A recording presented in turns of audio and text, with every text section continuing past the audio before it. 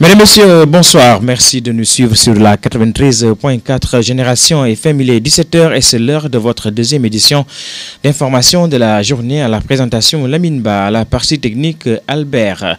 Dans un instant, les titres.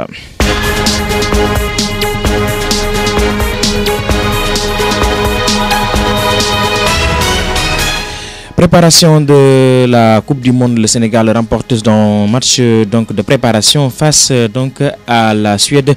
C'était face à la Corée du Sud, c'était tout à l'heure. Annulation de la hausse, les cimenteries déclarent la guerre à l'État. Les décisions prises par l'État du Sénégal de faire annuler la hausse de 5 000 francs CFA ne passent pas chez les cimenteries.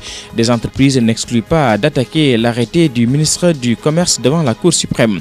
Le nouveau projet de loi portant modification du code électoral en vue de l'instauration du parrainage présenté en ce moment au Conseil des ministres.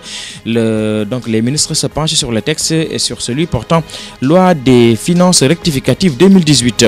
Dans l'actualité régionale, retenons que Ziguinchor a lancé ce week-end sa conférence territoriale édition 2018. L'objectif est d'avoir une vue d'ensemble sur tout ce qui se fait en termes de réalisation dans la région au profit des populations et apporter des correctifs si possible. La cérémonie officielle de lancement effectuée par l'adjoint au gouverneur Mbaye Dione en charge des administratifs en charge de l'administration a servi de tremplin pour faire des engagements et des contributions pour sa réussite.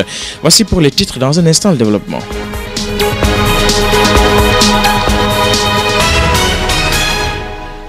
Mesdames, Messieurs, merci de nous suivre. Après 4 matchs de préparation du mondial sans victoire, le Sénégal a battu la Corée du Sud en amical ce lundi à Salzbourg, en Autriche. D'après des médias spécialisés, les Lions se sont imposés grâce à un but contre son camp coréen, 54e, et un penalty transformé par Moussa Konaté à la 89e minute de jeu. C'était le dernier test des Lions avant leur premier match de Coupe du Monde contre la Pologne le 19 juin. La rencontre s'est tenue à huis clos à la demande des deux entraîneurs. Avant la Corée du Sud en amical, le Sénégal a enregistré 3 nuls contre l'Ouzbékistan, la Bosnie et le Luxembourg et une défaite contre la Croatie. Khadim Ndiaye, Moussa Wagué, Khalidou Koulibaly, Salif Sané, Youssouf Sabali, Cheikh Kouyaté, Alfred Ndiaye, Ismaïla Sarr, Sadio Mané, Mbaye Niang, Diafra Sakho ont constitué le départ. Parlons de l'annulation de la hausse sur le ciment. Les cimenteries déclarent la guerre à l'État. La décision prise par l'État du Sénégal de faire annuler la hausse de 5 000 francs CFA ne passe pas chez les cimenteries. Des entreprises n'excluent pas d'attaquer l'arrêté du ministre du Commerce devant la Cour suprême. Ces cimenteries accusent l'État d'avoir introduit une nouvelle taxe dite CSPC, contribution spéciale sur les produits des mines et carrières depuis l'année dernière. C'est en plus d'une taxe de 3 000 francs CFA opérée sur la tonne de ciment. Des hausses qui, leur cause chiffrent les cimentiers 8 milliards de francs CFA de pertes chaque année. Le nouveau projet de loi portant modification du code électoral en vue de l'instauration du parrainage est présenté en Conseil des ministres ce lundi. Les ministres se penchent sur le texte portant loi des finances rectificatives 2018. Le Conseil des ministres qui se tient donc habituellement mercredi a été avancé de 2 jours. Le gouvernement avait retiré le premier projet de loi portant révision du code électoral déposé à l'Assemblée nationale depuis le 28 mars 2018. Dans l'esprit des autorités, les concertations en cours au sein de la commission ad hoc paritaire entre les différents acteurs politiques et la société civile devraient aboutir sur un projet de loi consensuel qui sera transmis sous forme de projet de loi portant révision du code électoral, avait indiqué jeudi la direction de la communication de l'Assemblée nationale face à la confusion sur le retrait ou non de la loi constitutionnelle instituant les parrainages citoyens aux élections. L'Assemblée nationale a dû sortir un communiqué précisant qu'il s'agit du retrait du projet de loi portant révision du code électoral. La loi votée le 19 avril impose aux candidats à la prochaine présidentielle un parrainage de 0,8% du corps électoral.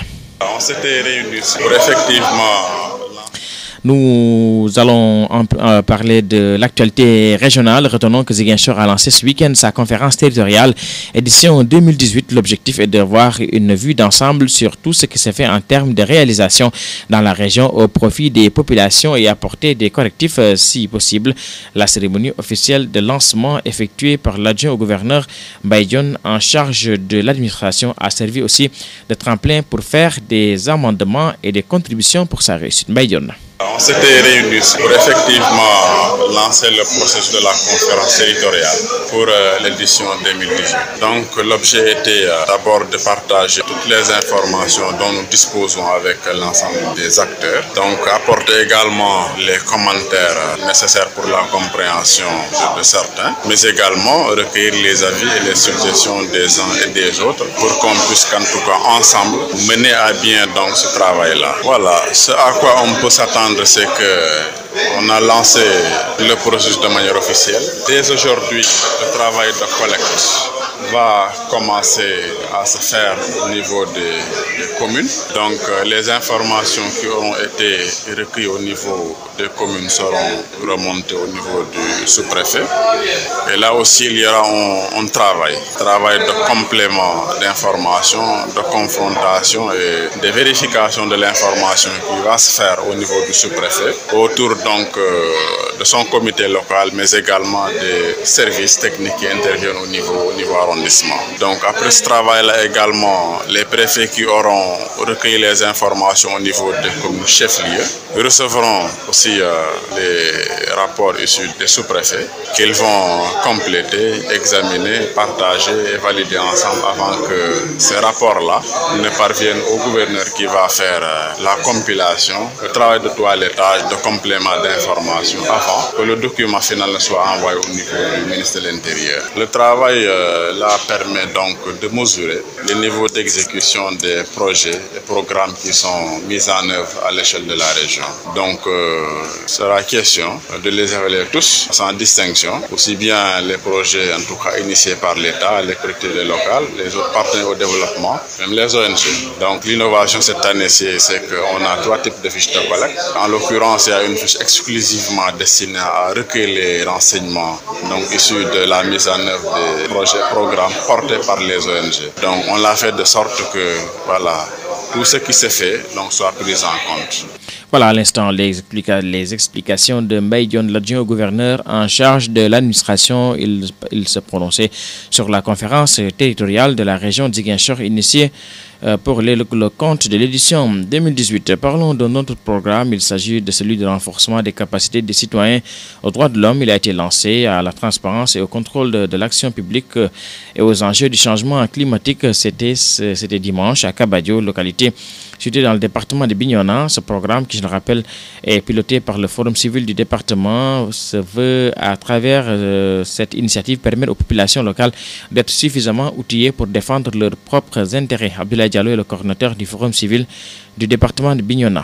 On a pensé qu'il serait opportun de former les populations face au déficit de maîtrise des droits des populations par les populations elles-mêmes, de renforcer leur capacité, de les amener à comprendre et à avoir une parfaite maîtrise de leurs droits, surtout dans le domaine de l'environnement, et aussi le rôle que la population doit jouer dans le cadre du respect de la lutte pour le contrôle citoyen de l'action publique. Les grands axes de ce projet ont 5 formations sur les droits sur l'environnement, 5 autres formations sur le contrôle citoyen de l'action publique et une recherche documentaire en lien avec les documents relatifs au permis d'exploitation du zircon. Ensuite, il y aura un appui conseil juridique dans lequel le Forum civil a, à mon avis, suffisamment d'expertise. La section Forum civil de Bignona a décidé de ne plus porter les combats des populations, mais c'est d'encadrer les communautés qui sont prêts à se battre pour le respect de leurs droits et de leurs règlements. Et c'est ça que le Forum civil va accompagner. Et le projet PISCA est un des éléments qui nous permet aujourd'hui d'avoir les moyens de pouvoir accompagner les populations dans ça. Parce que renforcer les capacités des populations sur la maîtrise des droits sur l'environnement, ça leur permet aussi de pouvoir dire non à une quelconque violation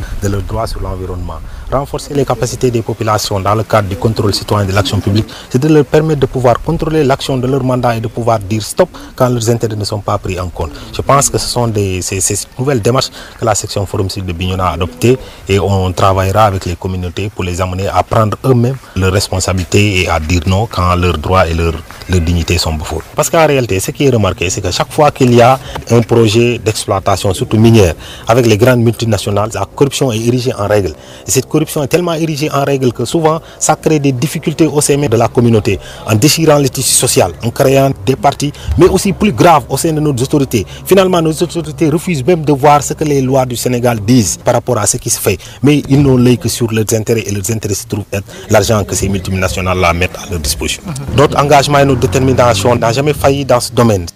Voilà à l'instant les explications d'Abdoulaye Diallo, coordinateur départemental du Forum civil de Bignona, et puis mis sur pied depuis l'année dernière par l'ambassade de France au Sénégal. Le programme PISCA accompagne les organisations de la société civile pour le contrôle de l'action publique aux fins de défendre l'intérêt communautaire, ce qui justifie d'ailleurs le soutien dont bénéficie le Forum civil de Bignona. Suivant à ce propos David Delavier de l'ambassade de France en charge du suivi des projets de coopération en Casamance. Cet accompagnement il s'inscrit dans un dispositif que nous avons mis en place l'année dernière qui s'appelle le PISCA. Et dans le cadre de l'appel à projet de ce fonds PISCA qui a été fait en 2017 pour des financements en 2018 et 2019, nous avons retenu le projet du Forum civil de Bignona justement sur les bénéficiaires du village de Kabadjo. Le projet qui nous a été soumis et qui a été sélectionné visait à effectuer des activités de formation, de veille juridique notamment en matière de défis climatiques et environnementaux, avec un cas pratique sur le projet assez phare qui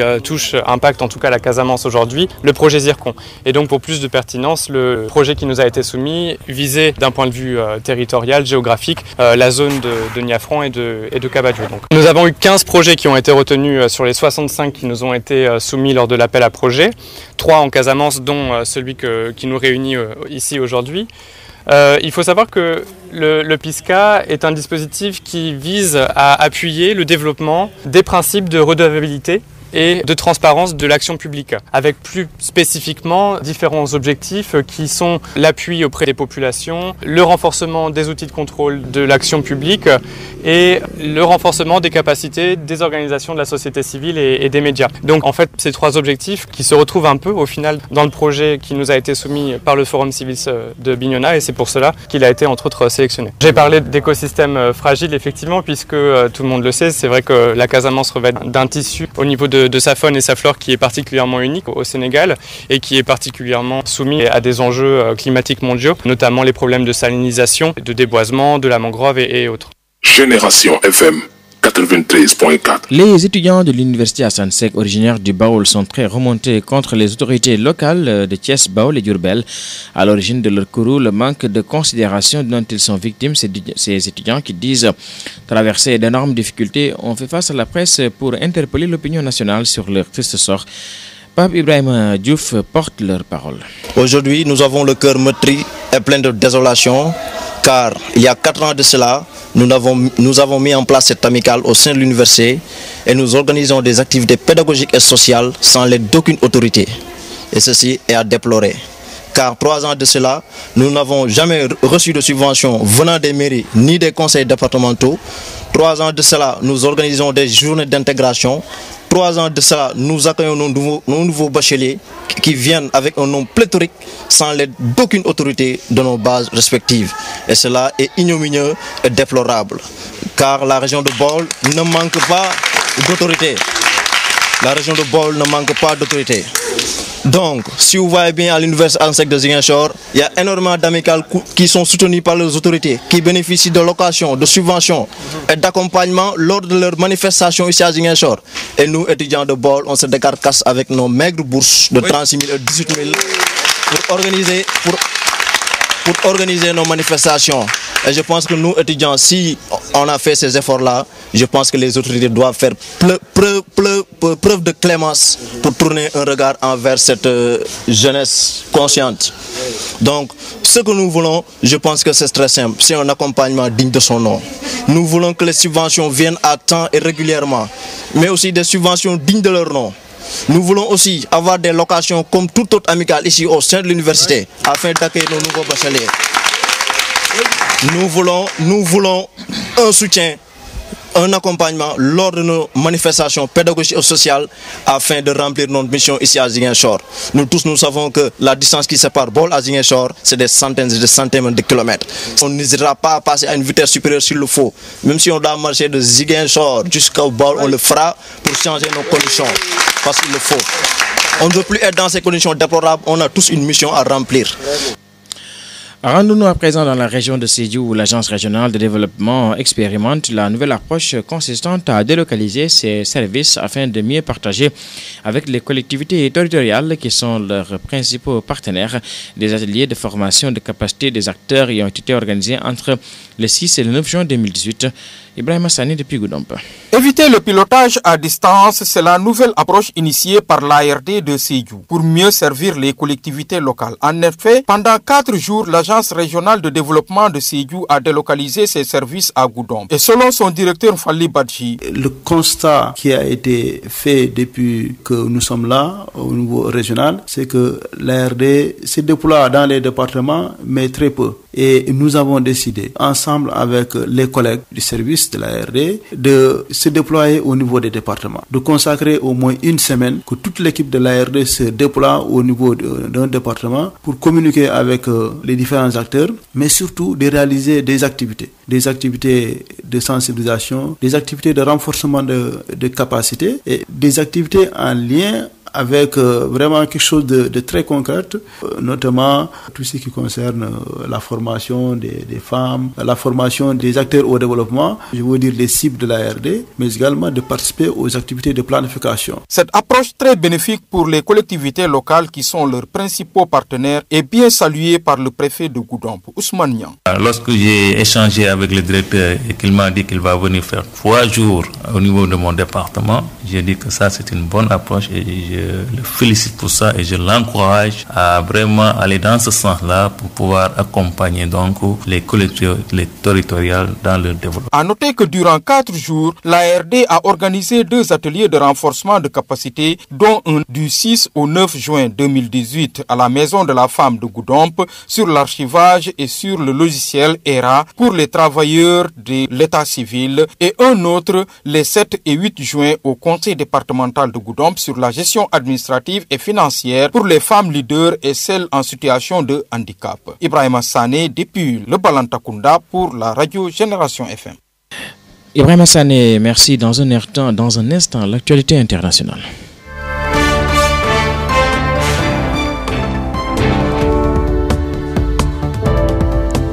Démarrons par le Niger où des soldats nigériens ont mis en déroute un groupe de bandits armés tchadiens dans le nord du pays. Plusieurs accrochages ont eu lieu dans le Grand Sahara entre vendredi et dimanche. En l'absence d'un bilan officiel, les combats ont été d'une rare violence entre les deux camps. En Afghanistan, au moins 12 personnes sont mortes, donc 31 ont été blessés quand un kamikaze s'est fait exploser ce lundi à la sortie d'un ministère à Kaboul à la veille d'un cessez-le-feu unilatéral proclamé par l'État afghan. Au Moyen-Orient, les principaux négociateurs des deux camps sur le conflit israélo-palestinien se sont affrontés ce week-end par presse interposée. Jason Greenblatt et Saeb Erekat se sont accusés mutuellement d'entraver le processus de paix. Et puis en Jordanie, l'Arabie Saoudite, les Émirats Arabes Unis et le Koweït ont accordé une aide de 2,5 milliards de dollars à la Jordanie qui traverse, il faut le rappeler, une grave crise économique et sociale. C'est tout pour cette édition. Je vous en rappelle les titres avant de nous quitter.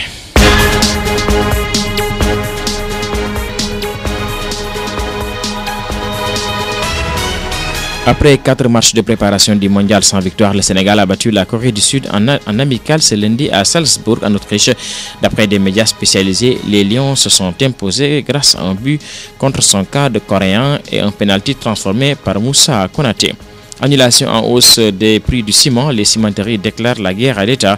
La décision prise par l'État du Sénégal de faire annuler la hausse de 5 000 francs CFA ne passe pas chez les cimenteries. Des entreprises n'excluent pas d'attaquer l'arrêté du ministre du Commerce devant la Cour suprême. Et puis le nouveau projet de loi portant modification du code électoral en vue de l'installation du parrainage présenté en Conseil des ministres lundi. Les ministres se penchent sur le texte et celui portant loi de finances rectificative 2018. Dans l'actualité régionale, retenons que Ziguinchor a lancé ce week-end sa conférence territoriale édition 2018.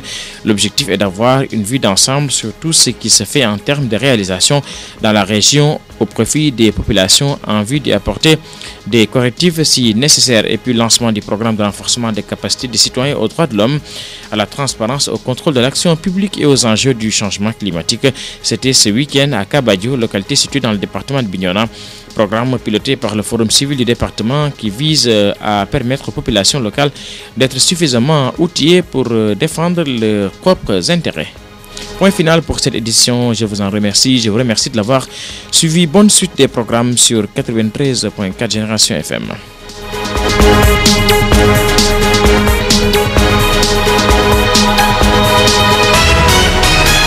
Génération FM 93.4.